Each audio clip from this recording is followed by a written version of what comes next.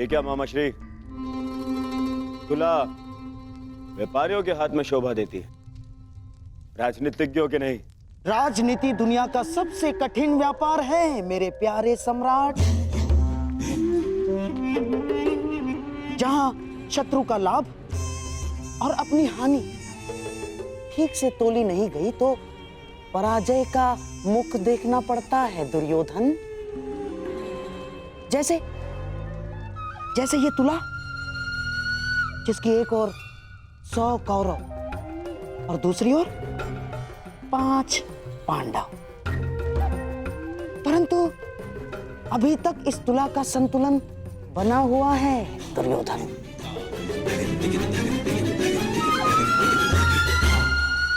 और ये है दिग्विजय, और दिग्विजय के पश्चात शक्ति का संतुलन हमारे पक्ष में होगा।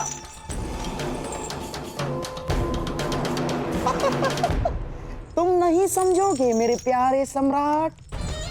राजनीति तुम्हारे बस का व्यापार नहीं ना।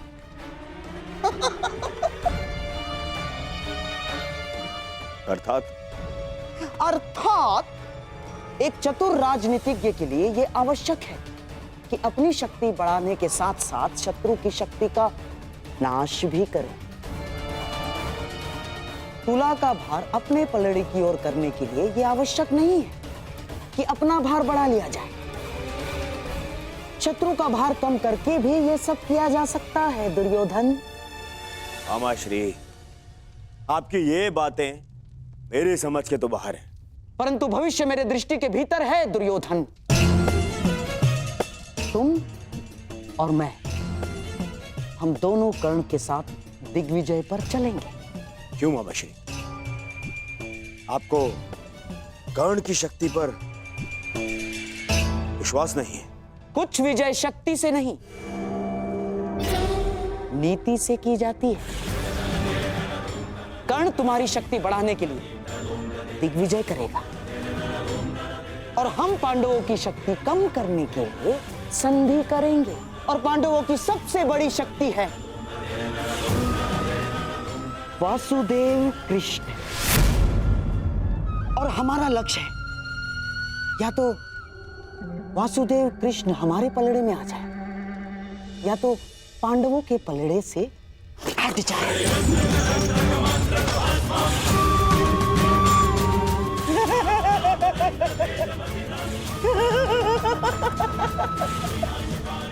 बस इतना कर लो मेरे प्यारे सम्राट, तो सदैव के लिए भारतवर्ष तुम्हारा। वासुदेव कृष्ण।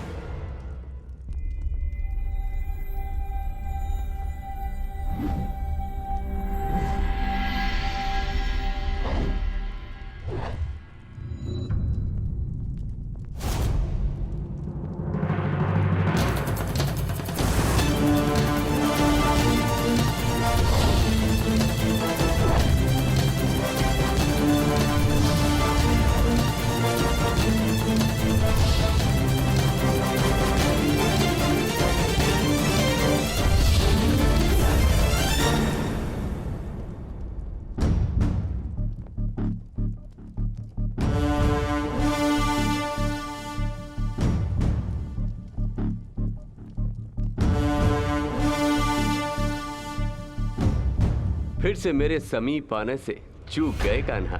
चूंकि आपकी दृष्टि है ही इतनी तीक्ष्ण दाऊ।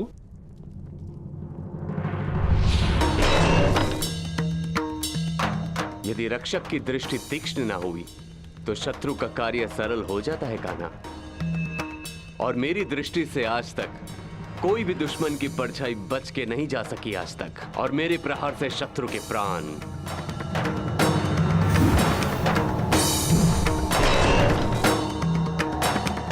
और यदि कोई ऐसा वीर आया जिसे आक्रमण करने से ना रोक सके तो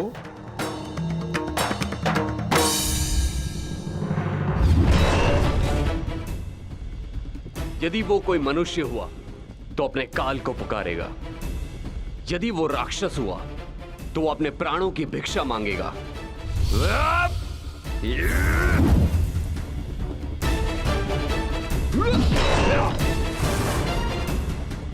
और यदि वो देवता हुआ तो वो पछताएगा कि उसने अमृत पान क्यों किया। और यदि आक्रमण करने वाला देव दानव मनुष्यों से अधिक शक्तिशाली हुआ तो द्वारिका की रक्षा कैसे होगी दाऊ? तुम्हारे और मेरे रहते हुए भला द्वारका की ओर कौन खड़ा रह सकता है?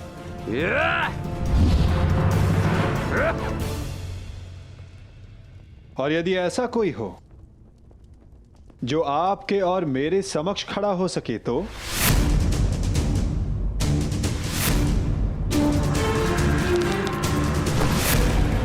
क्योंकि जिसका सामना हमसे होने वाला है दाऊ, वो स्वयं में एक पहेली है।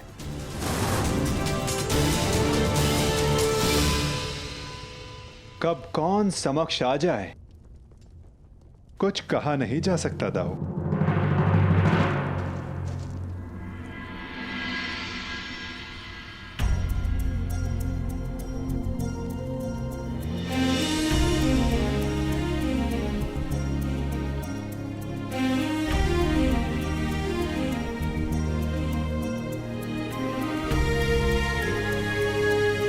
तुम यहां? हाँ, सुना है तुम दिग्विजय पर जा रहे हो, इसीलिए तुम्हें शुभकामना देने चली आई। तुम्हारा मुख बता रहा है कि तुम शुभकामना देने नहीं, किसी प्रश्न का उत्तर लेने आई हो। प्रश्न तुम जानते हो कर्ण।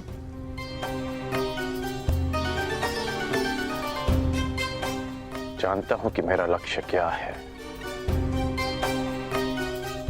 कि मैंने एक महान परिवर्तन का वचन दिया था। वैशाली, मैं उसी परिवर्तन की आशा में दिग्विजय पर जा रहा हूं। वचन तुमने अपनों की सुरक्षा का भी दिया था कर्ण। हाँ वैशाली, क्या कोई असुरक्षित है?